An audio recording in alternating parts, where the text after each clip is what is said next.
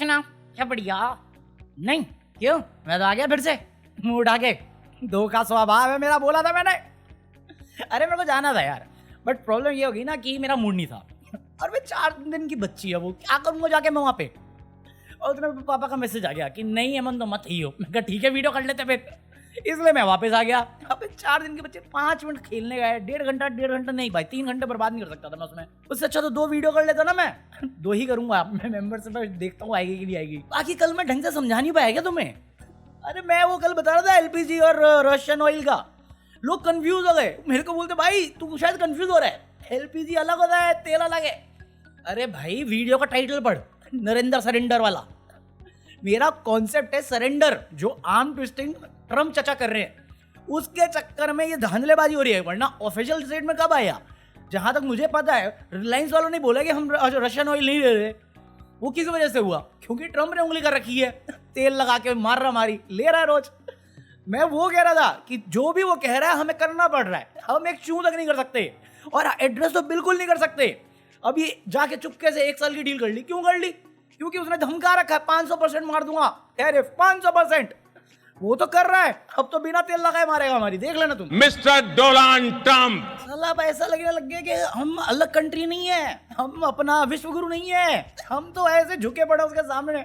अबे बंदी भी नहीं है वो तो इम्प्रेस करने की कोशिश करने से। बट ठीक है, अब हो जाते तो हो जाते हैं, क्योंकि मोदी जी तो हमेशा इलेक्शन मोड में रहते हैं। ऐसा मैं नहीं कह रहा, ऐसा वो खुद ही बोले। 24/7 इलेक्शन बोर्ड में ही रहते हैं। चुनाव जीतने के लिए इमोशनल मोड में रहना जरूरी होता है।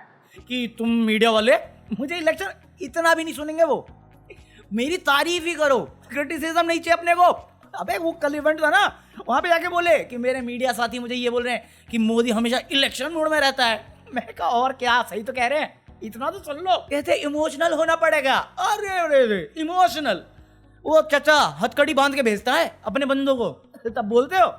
कितनी बार उसने बोला कि सीज फायर उसकी वजह से हुआ है, कितनी बार एक शब्द बोला?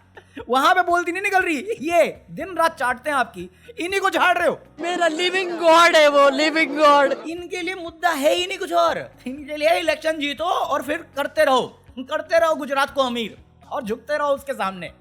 बताया था एमसीडी में कोई अकाउंटेबिलिटी है नहीं, कोई ऑडिट हो नहीं रहा। कितने करोड़ आ रहे, कितने करोड़ जा रहे, कुछ आइडिया नहीं अपने को।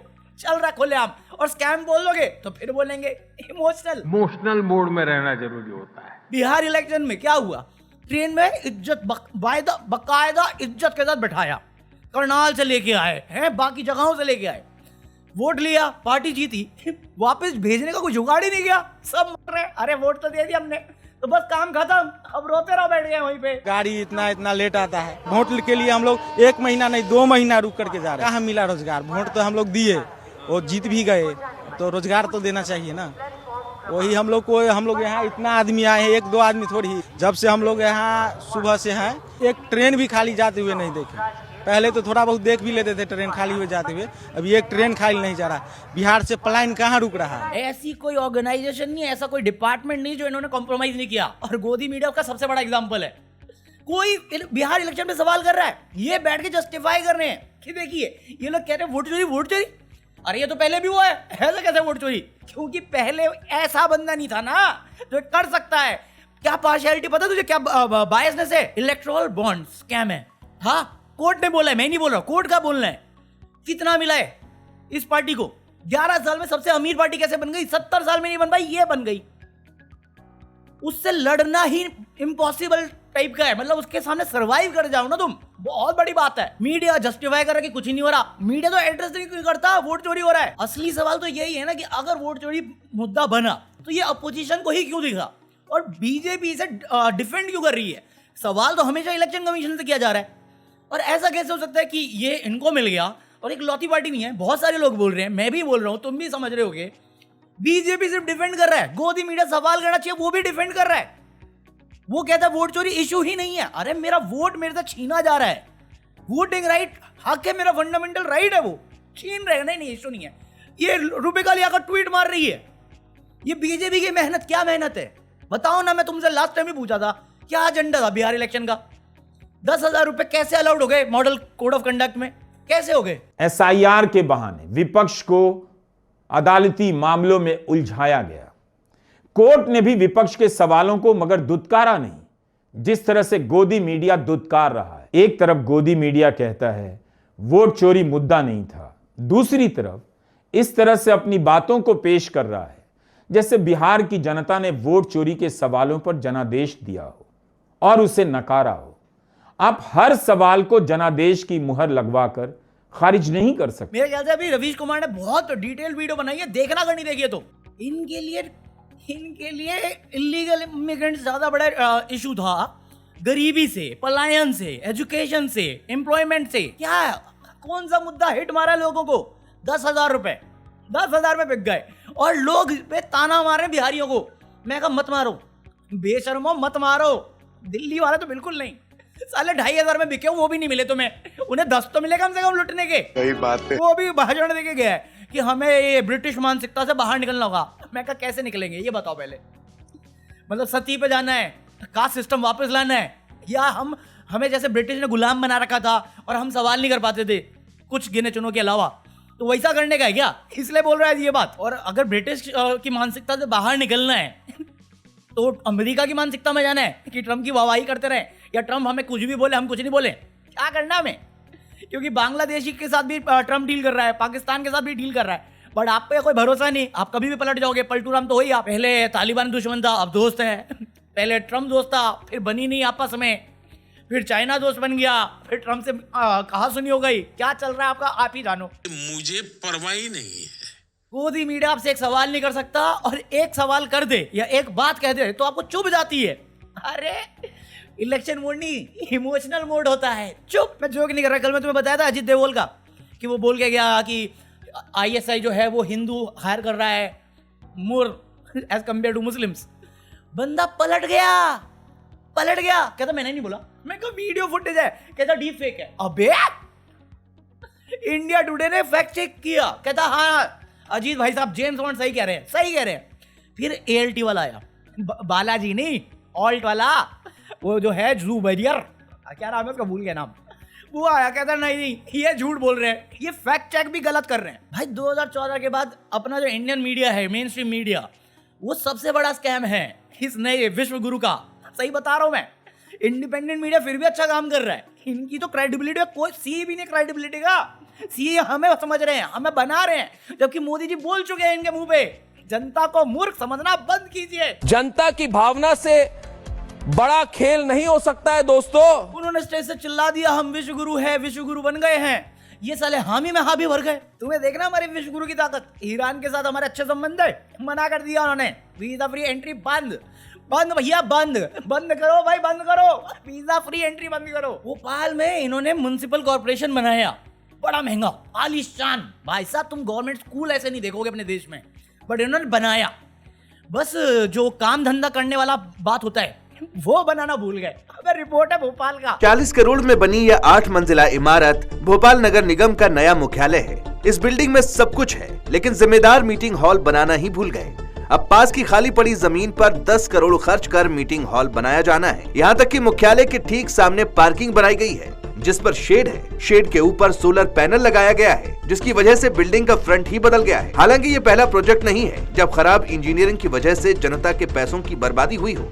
इससे पहले भी ऐशबाग का 90 डिग्री वाला ब्रिज और मेट्रो स्टेशन में गड़बड़ी सामने आ चुकी है। ये हालत है हमारे पास ऐसी जनसंख्या है बड़ी तादाद में जिनके पास पैसे नहीं खर्च करने के लिए, लोग खाने के लिए तड़प रहे हैं। 4th लार्जेस्ट इकोनॉमी, जुमला है, स्कैम है। Election commission free and fair, scam है। अनबायस्ड मीडिया, स्कैम है। जुडिशरी, स्कैम है, स्कैम। मरना तेरे को डर नहीं लगता? हाई कोर्ट का जज VHP के इवेंट्स में जाता है, RSS के इवेंट में जाता है। 56 जज बाईपास किए गए एक बंदे को सुप्रीम कोर्ट की CGI, फ्यूचर CGI बनाने के लिए, जो जज पांचोली है। अभी महाराज की कुछ दिन पहले न्यूज थी, कोई आरती करके थी हाई कोर्ट की जज, जो ओपनली इनके साथ है। कैसे हो रहा है? स्कैम है भाई, सामने हो रहा है। अच्छा, अभी 2 दिन में मैं बता रहा हूँ तुम्हें, अभी जो मैं बातें कर रहा हूँ ना, शायद तुम्हें उतना इंपॉर्टेंट लगे ना लगे, बट ये एक्चुअली वो बातें हैं जो तुम्हारे लिए बहुत मैटर करती हैं। पहला मैंने परसों कवर किया था पुलिस, कल मैंने कवर किया बाबागिरी, आज मैं तुम्हें पूरे सिस्टम बता रहा हूँ। सारी गवर्नमेंट एजेंसीज जो एक इंश्योर करती है वर्किंग डेमोक्रेसी को, सबको हाईजैक करके बैठे हुए हैं ये सबको। तुम्हारी आंखों के सामने स्कैम किया जा रहा है, तुम्हारे से तुम्हारा हक छीना जा रहा है और उसको नाम दिया गया है अमृतकाल, विश्व गुरु। कर्जा बढ़ाए जा रहे हैं, पैसे लुटाए जा रहे हैं, वोट खरीदे जा रहे हैं, सरकार बनाए जा रहे हैं। तुम्हें क्यों लगता है ये बार बार आके हिंदू मुस्लिम करना जरूरी होता है, या आसाम उड़ीसा में ये इलीगल इमिग्रेशन करना जरूरी होता है, या इन बीजेपी नेताओं को गोभी उगानी पड़ती है? सब डिस्ट्रैक्शन है, सबके सब डिस्ट्रैक्शन है ताकि तुम असली मुद्दों पे मत जाओ। अगर तुम पूछ लोगे पलट के कि सरकारी स्कूल बंद क्यों किए जा रहे हैं, तो ये तो बोलेंगे भैया वहाँ पे बच्चे नहीं दिखे। अरे तो तुम्हारा काम इंप्रूव करना था, बंद करना नहीं। ये बंद इसलिए कर रहे हैं, या एक तो तुम्हारे बच्चे को एजुकेशन ना मिले, अगर तुम्हारे पास पैसे नहीं तो तुम प्राइवेट में भेज नहीं पाओगे, और प्राइवेट में भेजोगे तो आधा से ज़्यादा इंडियन कॉलेजेस और स्कूल हमेशा मिनिस्टर्स के कंट्रोल में आते हैं। तुमने कभी पैसे छापने की मशीन देखी है? मैं दिखाता हूँ। ये एक 100 एकड़ का कैंपस है जहाँ पर मेडिकल, डेंटल, इंजीनियरिंग कॉलेजेस और स्कूल्स है। एंड गेस व्हाट, इनका मालिक कौन है? वो एक नेता है, but I am not gonna reveal the name. फिर मैं घर पर आया और मैंने थोड़ी सी रिसर्च की तो मुझे पता चला कि इंडिया में हर दूसरा पॉलिटिशियन कोई ना कोई स्कूल या कॉलेज ओन करता है। उत्तर प्रदेश में 30% पॉलिटिशियंस के पास में एजुकेशनल इंस्टीट्यूशंस है। महाराष्ट्र में 50% ministers, that means 21 out of 42 colleges run करते हैं। और सबसे बड़ी बात, इंडिया की 90% प्राइवेट यूनिवर्सिटीज पॉलिटिशियंस के कंट्रोल में है। लेकिन ये लोग कॉलेजेस बनाते कैसे है? 2013 में महाराष्ट्र गवर्नमेंट ने 13 कॉलेजेस अप्रूव किए with zero infrastructure, no classroom, no drinking water, no teachers, कुछ भी नहीं। सेक्शन 82(5) नाम का एक स्पेशल पावर यूज करके और सारे के सारे रिपोर्ट्स को इग्नोर करके ये अप्रूवल दिया गया। एंड गेस व्हाट, सब बीजेपी के बड़े लीडर्स हैं। असली कमी कहां से होती है पता है? Number 1, black money laundering. Fees cash में कलेक्ट करो, अंडर रिपोर्ट दिखाओ और एक्सपेंसेस में कन्वर्ट करो, और वो भी फेक एक्सपेंसेस। 2016 में इनकम टैक्स डिपार्टमेंट ने 32,000 करोड़ का ब्लैक मनी पकड़ा। And guess what, education sector top पे था। Number 2, election funding. College is equals to currency storage. 2024 Lok Sabha में 9,000 करोड़ कैश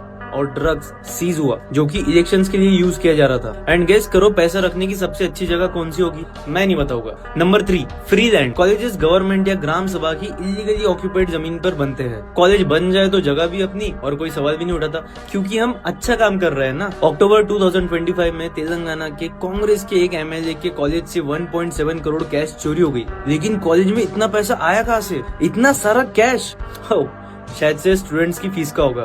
और सबसे बड़ी बात, 2015 से लेकर 2025 तक 193 पॉलिटिशियंस के खिलाफ मनी लॉन्ड्रिंग केस हुआ। समझ रहे हो पैसे की मशीन कैसी दिखती है? लेकिन कौन आवाज उठाने की हिम्मत करेगा भाई? जब सारे नेता एजुकेशन से इतना पैसा कमा रहे हैं तो हमारे देश का एजुकेशन इतना पीछे क्यों है? क्योंकि शायद से जो पैसा हम फीस के नाम पर दे रहे हैं, उस पैसे का इस्तेमाल इन लोगों की इलेक्शन फंडिंग में हो रहा है। हम लोग ऐसे मुद्दों पर बात क्यों नहीं करते, आवाज क्यों नहीं उठाते? देखो, वोट चोरी, जात पात, धर्म को बचाना है, कांग्रेस मुसलमान की है, बीजेपी हिंदुओं की है, ये सारे टॉपिक्स छोड़ के जो असली मुद्दे हैं इन पे बात करना शुरू करो, सही सवाल उठाने शुरू करो। हमारे देश को बहुत ज्यादा जरूरत है इस चीज की। और क्या पता तुम्हारा एक शेयर और फॉलो करना इस देश को बदलने में बहुत बड़ा योगदान दे, और शायद से तुम्हें भी क्रांतिकारी कहलाने का मौका मिले। जय हिंद। लूब लाइट वीडियो कैसा लगा? आई होप तुम लोगों ने एंजॉय किया हो। अगर एंजॉय किया हो तो like this video, hype this video और बाय एनीथिंग फ्रॉम Amazon, जो लिंक डिस्क्रिप्शन में उससे। और ज्वाइन मी, अगर डिलीवरी फुटेज हुए तो मैं डाल दूंगा, क्योंकि मैं बहुत लेट चल रहा हूँ। आज मैं पूरा लेट हो गया ये जाने आने के कंफ्यूजन के चक्कर में ना। तो अभिषेक आने की वीडियो भी लेट गई, फिर मैं यहाँ पे भी लेट आ रहा हूँ। तो मैं कोशिश करूँगा, अगर होगी तो मैं डाल दूंगा, वरना कल सुबह देखते हैं, ठीक है? Peace out.